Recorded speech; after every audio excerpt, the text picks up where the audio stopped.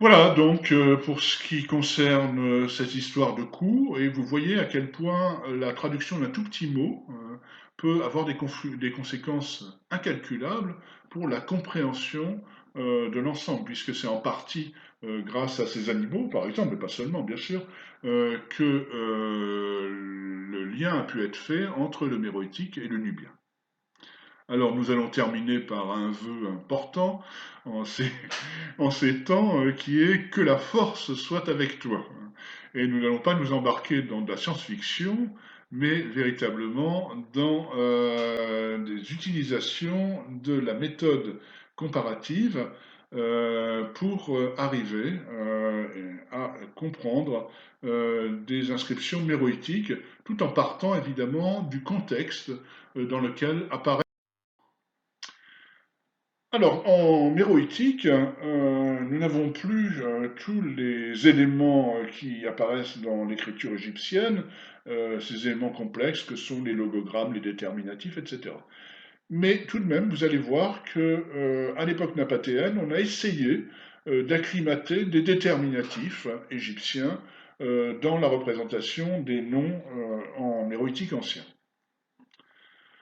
Donc voici ici le nom d'une reine qui est transcrit de manière phonétique par les hiéroglyphes égyptiens. Nous sommes bien avant ici, nous sommes à peu près aux alentours du 6e siècle, avant notre ère, hein, et donc bien avant l'apparition de l'écriture méroïtique, au moins, disons, presque 3 siècles avant cette apparition. Donc il s'agit d'hiéroglyphes égyptiens. Donc M, K, ce sont cette fois-ci des consonnes, pas de problème, ce ne sont pas des signes syllabiques. À nouveau un M, qui est une variante du précédent, et puis un L, qui est le lion. Et puis nous avons ce signe ici au milieu, qui normalement en égyptien était déterminatif, ça représente en fait un oriflamme à l'entrée des temples, et c'est le déterminatif qui désigne une divinité, particulièrement d'ailleurs dans l'écriture tardive égyptienne. Et le nom complet, c'est celui de la reine Makamalou, hein, grande épouse royale, probablement du roi Espelta.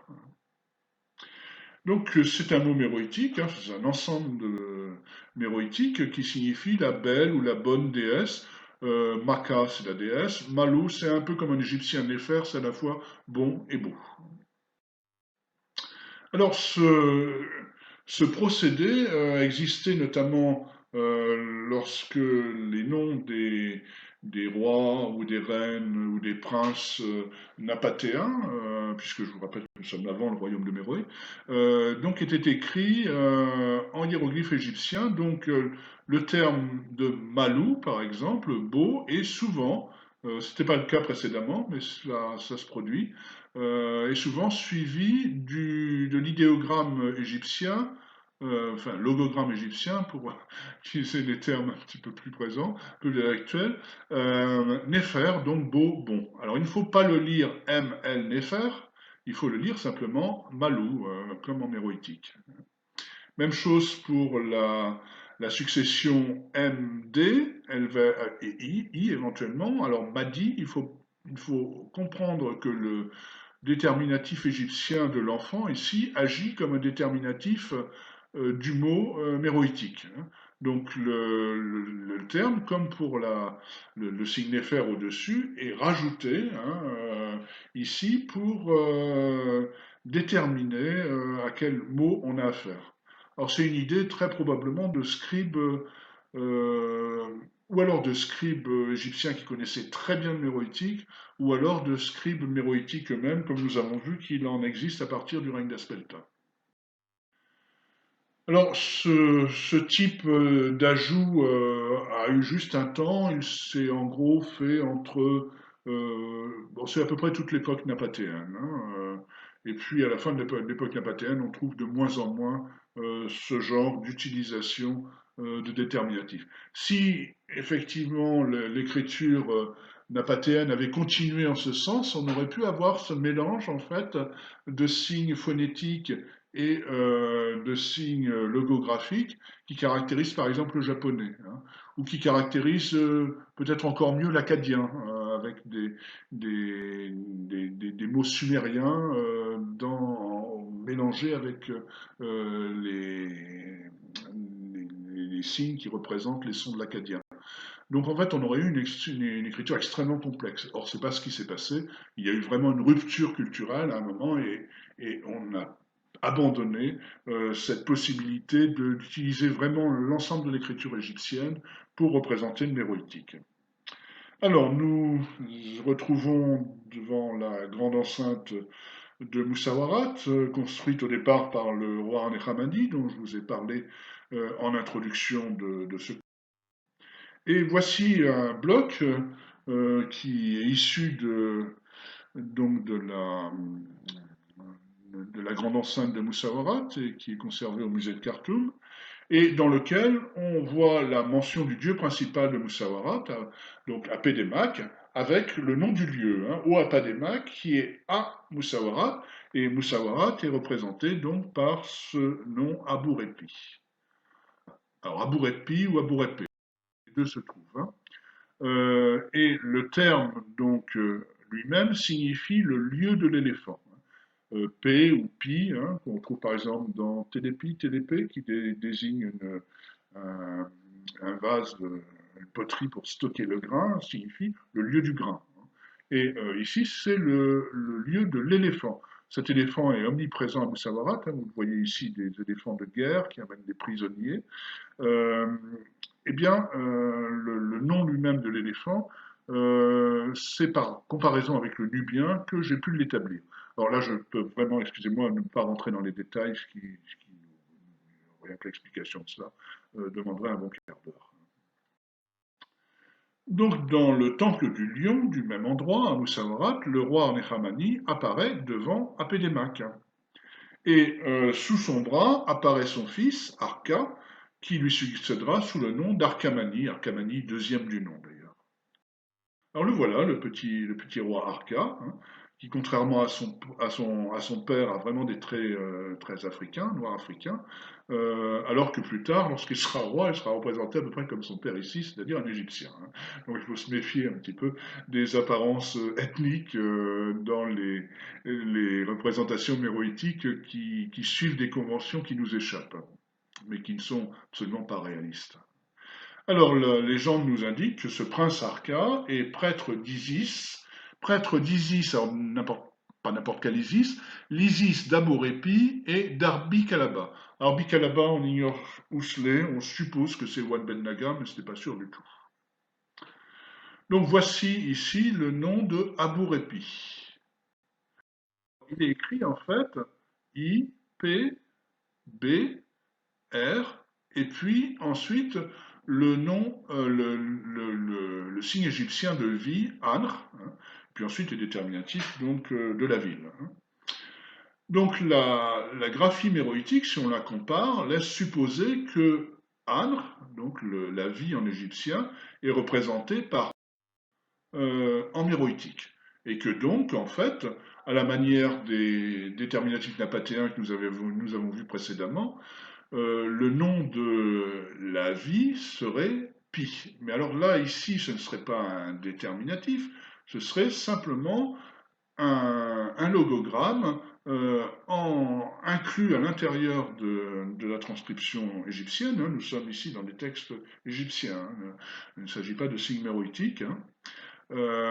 Donc en fait, on aurait écrit le signe égyptien et on l'aurait lu en méroïtique. Bien, cette théorie a été suivie essentiellement par Karl-Heinz Friese, de regrettée mémoire, qui était un des disciples de Hinze.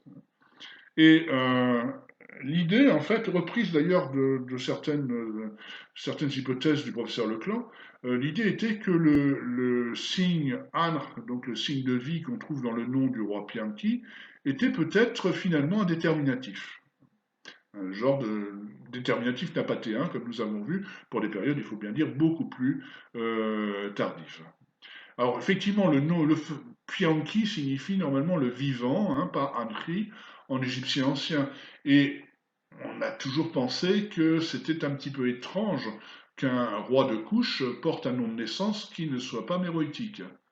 Et donc l'idée était que, en fait, sous ses abords, égyptien, le nom de Pianri était peut-être méroïtique. J'ai une idée tout à fait exacte.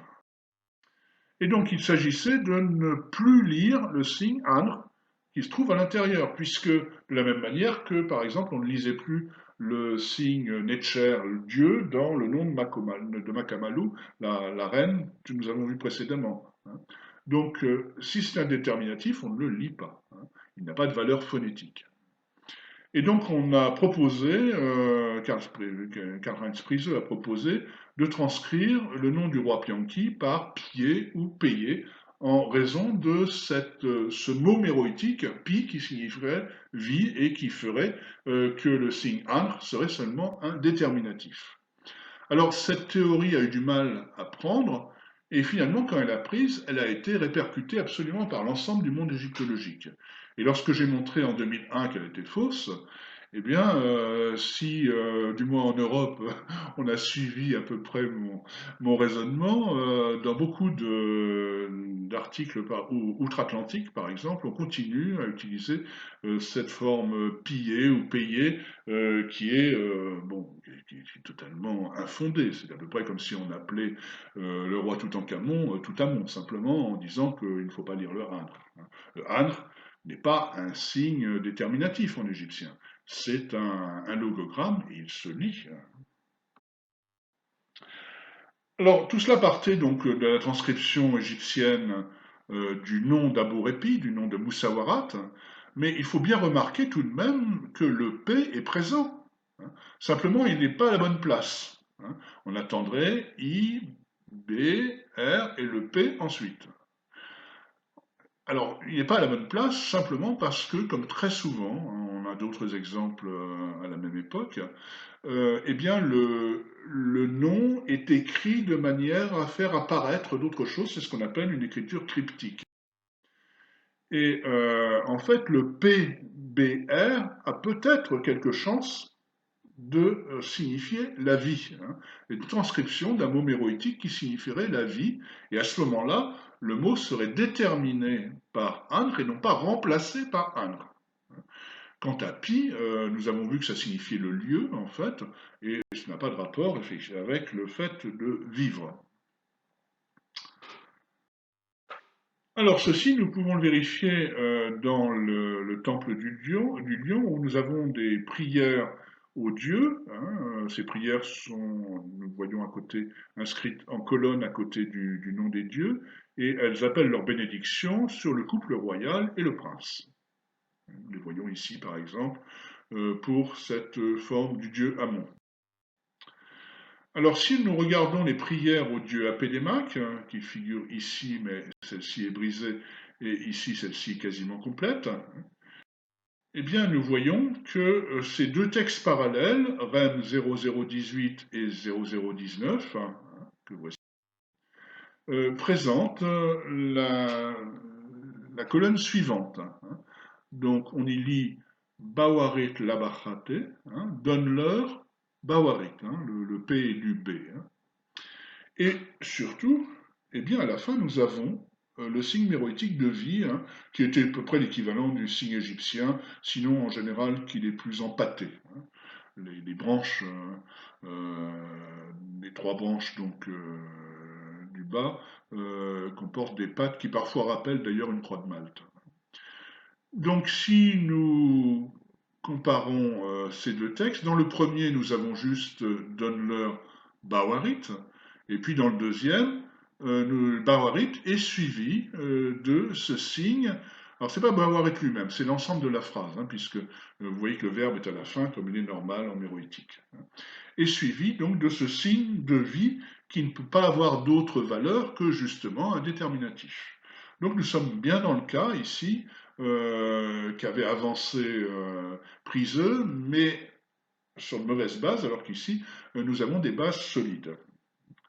Donc de cela, nous pouvons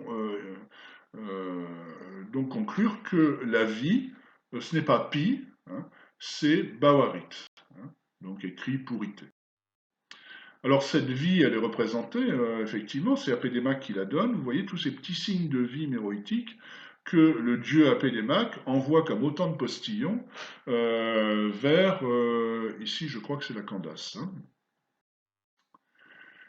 Alors, jetons un petit coup d'œil sur les inscriptions des béliers d'El Hassa, donc un site non loin de Méroé, fouillé par Vincent Rondeau, hein, et où ont été retrouvées donc ces magnifiques statues, voilà, qui comportent un texte assez complexe puisqu'il est à la fois égyptien et à la fois méroïtique. C'est presque un bilingue, hein. Eh bien, les choses sont écrites une fois en égyptien, une fois en méroïtique, de façon plus ou moins fidèle. C'est ainsi, par exemple, que roi de Haute et Basse-Égypte est représenté par le mot méroïtique souverain, court, que Anemma-Atre, donc le prénom de couronnement égyptien du roi, va correspondre son nom de naissance à Manach-Harekerema, et puis va correspondre à qu'il vive à jamais le puisses-tu donner Bawarit, hein, donc le terme que nous, pour lequel nous avons signifié la vie, et c'est quelque chose qui, du coup, nous permet de traduire et de montrer ici que l'inscription est très semblable à ce qu'on peut trouver en égyptien. Eh bien, lorsqu'on a des traductions qui ne sont pas spectaculaires, hein, mais qui ressemblent tout à fait aux traductions de textes égyptiens, on peut être sûr que c'est une bonne piste. Donc, le mot bawarit, la vie, est l'équivalent de l'égyptien anr, hein, et on va chercher des parallèles dans les langues soudaniques orientales nord. Remarquez au passage que nous n'avons pas établi la valeur du mot en allant chercher dans les parallèles, hein. C'est quelque chose qui est possible, hein. Je l'ai fait par exemple pour l'éléphant précédemment, mais à condition qu'on puisse disposer d'autres éléments. Pour l'éléphant, on avait cette représentation de l'animal un peu partout à Moussawarat, contrairement à beaucoup d'autres sites. Donc nous nous souvenons que le méroïtique est proche du nubien, est proche du nara, d'Érythrée, hein. Les voici donc tout. Alors allons voir ce qu'il en est dans les langues les plus proches. Donc nous avons ce terme de bawarit. En nara, la force se dit boshi, hein, et c'est manifestement quelque chose qui est emprunté. Alors nous avons une longue ici, et en méroïtique nous avons un W qui laisse supposer qu'il y avait une consonne qui s'étanouit quelque part. En nubien c'est la même chose, on a aussi une longue, ber, qui veut dire donc en proto-nubien, hein, c'est ce qui est de la reconstruction à partir de plusieurs langues. On a ce terme de fort, bien portant, avec un dérivé nominal qui est beridi, la force, la santé. Ça nous permet de voir ici que le it qu'on a à la fin du mot méroïtique, eh bien, le suffixe des noms abstraits qui existe en nubien sous la forme ti ou di. Alors, je vous donne par exemple le réflexe Berid en Dongolawi, en nubien de Dongola, qui veut dire lui par contre satiété, simplement, vous voyez, le terme a évolué. Alors qu'en Dinitch, qui est une langue des Monouba, une langue nubienne des Monouba, Berti, la force, a gardé le sens originel. Donc on peut reconstruire à partir de là une forme donc de protosone occidental de la branche de cette branche-là qui est probablement Bogheriti ou Bogheridi et où le G a finalement évolué par la suite en W, peut-être en passant par B d'ailleurs, c'est tout à fait possible dans ce contexte, donc derrière un O, hein. Et il s'est ensuite amui, en partie amui, d'où le nom de Bawa. Alors finalement, nous voyons que le sens original en protosome, c'était plutôt la force plutôt que la vie, hein. Et donc je pense que le sens de Bawaritz n'est pas seulement la durée de vie, pour lequel il y a un autre terme qui est parfois utilisé, qui est watt, hein, mais plutôt la force vitale. Et effectivement, la traduction donc de, de l'inscription du roi Amanach Harekrema sur la statue de bélier va se traduire plutôt par donne la force vitale au roi aimé d'Amon. Voici, hein. J'espère que tout cela vous aura envie donner envie d'assister à certains de ces cours où vous êtes bienvenu quand vous le désirez.